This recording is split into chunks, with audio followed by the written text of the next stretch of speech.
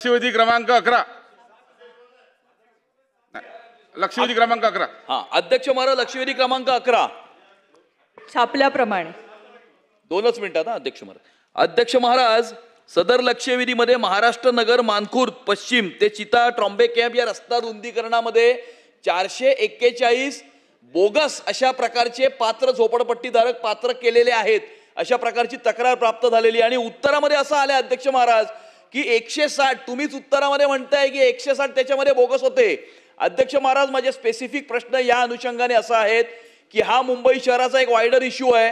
शिवाजीनगर मानखुर्द विधानसभा मतदारसंघ आणि अणुशक्तीनगर विधानसभा मतदारसंघामध्ये अशा प्रकारे विविध प्रोजेक्ट्समध्ये बीएमसी एसआरए आणि एमएमआरडीएच्या मार्फत बोगस नसलेले झोपडपट्टी धारक दाखवून मुंबई शहराचा रंग बदलण्याचा एक प्रयत्न या ठिकाणी होतोय अध्यक्ष महाराज आणि त्यामुळे आपण म्हणताय की 160 त्याच्यामध्ये बोगस आहेत। माझे थेट स्पेसिफिक प्रश्न असे आहेत।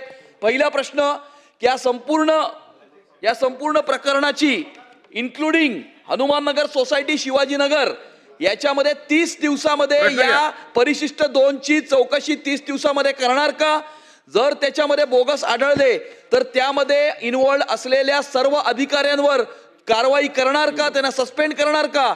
आणि तिसरा प्रश्न याच्यामध्ये फौजदारी गुन्हा FIR नोंदवणार का? असे माझे 3 थेट प्रश्न आहेत अध्यक्ष महाराज। अध्यक्ष महोदय या प्रकरणामध्ये सदस्यांनी सांगितल्याप्रमाणे जी आधीची प्रोसिजर आहे ती रद्द केलेली अध्यक्ष महोदय। नवीन आपण परिशिष्ट तयार केले अध्यक्ष महोदय आणि जे सदस्यांनी सांगितलं त्याप्रमाणे आपण BMC कडनं आपण चौकशी अधिकाऱ्यांतर्फे ऑलरेडी त्याची चौकशी चालू आहे।